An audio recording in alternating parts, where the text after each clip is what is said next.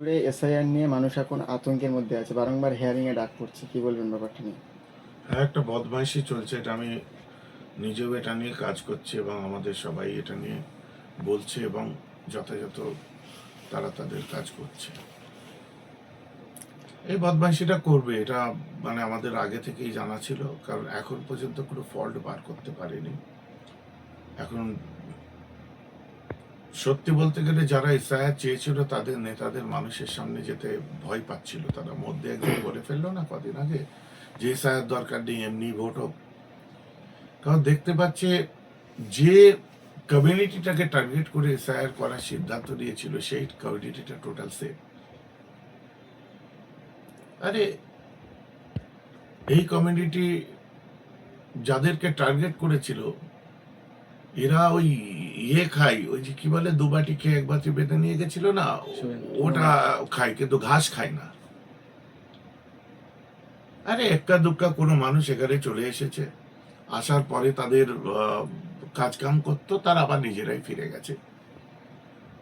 কার মরণ হয়নি যে এই যে জল্লাদ যেখানে বসে আছে, যে সেখানে অন্য কোনো মুসলিম দেশ থেকে সেখানে শরণার্থী হতে যাবে বা ঢুকে বসে থাকবে? আমাদের দেশে তো আমরাই যথেষ্ট।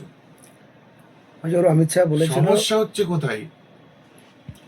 এখন এই লিডার গুলো দেখছে যে হিতে বিপরীত হয়ে গেছে। বাকিটা আমি বললাম না। দক্ষিণ কলকাতার রিপোর্ট দেখুন, উত্তর কলকাতার রিপোর্ট দেখুন, বিভিন্ন জেলার রিপোর্ট দেখুন। এখন এই লিডার গুলো গ্রামে গেলে এরকম মানে যাদের টার্গেট করেছিল তারা নয়, যাদের বন্ধু সাজতে গেছিল তারাই আজকে ওই বাড়িতে ঘি লাগিয়ে রেডি হয়ে আছে যে গ্রামে ঢুকলেই চামড়া তুলে দেবো। এখন উল্টো দিকে কি করতে হবে? এটাকে ব্যালেন্স করতে গেলে এখন আকার ওকার একারে আপনার সমস্যা করো। মোহাম্মদ না এমডি সমস্যা করো, আফজাল না আফজল সমস্যা করো, একটা আঁকা একারে। এই বদমাইশি চলছে, হেয়ারিং করছে, কত বাদ দিয়েছে, আবার কভার হচ্ছে। ঘাবড়াবার কিছু নেই।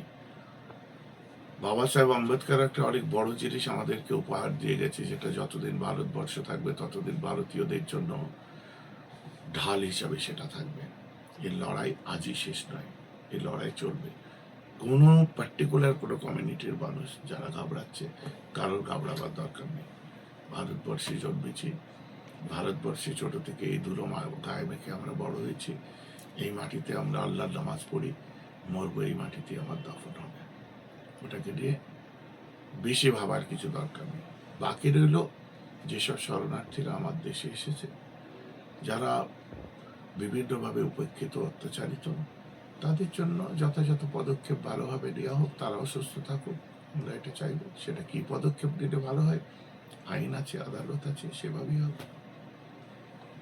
अमित शाह बोलेছিল कलकत्ता में बहुत घुसपैठिया आया, ममता बनर्जी इसको घुसाया और 1.5 কোটি রোহিঙ্গা মুসলমান है। শুভেন্দু অধিকারীও বলেছিল, কিন্তু একটাও রোহিঙ্গা পাওয়া যায়নি। কি বলবেন? बात तो यही है कि रोहिंगा कहाँ पे है, रोहिंगा है कहाँ, बनेगा कौन, किसी को बना रहे? इनका दिल की ख्वाहिश कुछ अलग है, रोहिंगा कुछ नहीं है। हमें तुमको मानना है, बस यही साफ बात है। रोहिंगा आएगा कहाँ से? यहाँ बांग्लादेशी क्यों यहाँ रहेंगे? पाकिस्तानी कहाँ यहाँ पे है? अफगानिस्तानी कहाँ यहाँ पे है? तो अपने भाई साहब को बोलने बोलो, बड़े भाई साहब को बोलने बोलो कि हमें अखंड भारत के अखंडता चाहिए। तो फिर ले लो अखंड भारत, ले लो अफगानिस्तान पाकिस्तान सारे ले लो। एक इंडिया में संभलना मुश्किल हो रहा है, खुद ही बोल रहे हैं, परेशान है, फिर अखंडता चाहिए। देखो ये जो वाक्यलाप हो रहे हैं ना, ये दिस इज डिस्गस्टिंग। ये हमारे लिए, हमारे भविष्य के लिए अच्छा नहीं है। বারংবার দেখা যাচ্ছে ভিন রাজ্যে পরিযায়ী শ্রমিকদেরকে হত্যা করা হচ্ছে। আজই এক মুর্শিদাবাদের একজন ছেলেকে কট্টর হিন্দুত্ববাদীরা হত্যা করেছে, মিল কি বলবেন, পিটিয়ে হত্যা করেছে। এখন হিন্দু ধর্ম কোনোদিন কাউকে হত্যা করতে পারে না, আর এই সমস্ত সন্ত্রাসীদেরকে কোনো ধর্মের সঙ্গে জুড়ে দেওয়া হবে এটা আমি পছন্দ করি না। আমরা ছোট লোক নয় যে পায়েলগাঁওয়ের সন্ত্রাসীরা আমার দেশের মানুষকে বেড়ে দেবে আর পিছনে নাম জুড়ে দেবো যে মুসলমানরা করেছে। হ্যাঁ, হয়তো নাম মুসলমানের হতে পারে, তো পায়েলগামে যারা বেড়েছিল তাদেরকে আমরা মুসলিম ভাবি না। মুসলিম তাদেরকে ভাবি যে আপনার ওই ওই যে ঘোড়া চালাতো, যে ওই মেহমানদের মারছ কেন বলে ওদের এরকে 47-এর সামনে দাঁড়িয়ে প্রাণ দিয়েছিল, ওদেরকে মুসলিম ভাবি। আমরা এই যে জন্টু শেখ মারা গেল, জন্টু আলী শেখ নদিয়ার সার্চ অপারেশন, ওদেরকে মুসলিম ভাবি। অতএব মুসলিম নাম জুড়ে দিলেই মার্ডারার মুসলিম, এটা আমরা মানি না। অতএব হিন্দু সম্প্রদায় কোনোদিন মানুষ মারতে বলেনি। কোনো হিন্দু যদি এমন কোনো কাজ করে, সে সন্ত্রাসী, নাম হিন্দু জাতির সঙ্গে মিশে থাকতে পারে, তার জন্য দায়ী সে নিজে, কোনো জাতি দায়ী নয় তার জন্য। কিন্তু বারংবার একজন অ্যাডভোকেট তিনি বলছেন যে আমরা কোনো হিন্দু কোনো মুসলমানের দোকান থেকে কিছু খাবো না, হালাল প্রোডাক্ট আমরা গ্রহণ করবো না। সব না খেলে সব মুসলমানরা না খেয়ে মরে যাবে, এই সমস্ত সস্তা কথা, বাজিমাত করা। এই 26-এর ইলেকশন মিটে যাবে, ওরা যখন সিট টিট পাবে না তখন দেখবে সব চুপচাপ, কারো কোনো অসুবিধা নেই, সমস্যায় এরা পড়ে আছে। 26-এ যদি 19-20 হয়ে যায়, কোথায় কে তুলে গঙ্গায় পড়ে যাবে, কারো অস্তিত্ব থাকবে না, এই ভয়ে সব টপ টপ করে কাঁপছে। কে পার্টি, কেউ পার্টি, কে সে পার্টি। এখন যে যা কথা বলবে জানবে সাপে চবল কখন মারে ভয়ে। আর কিছু বললাম না।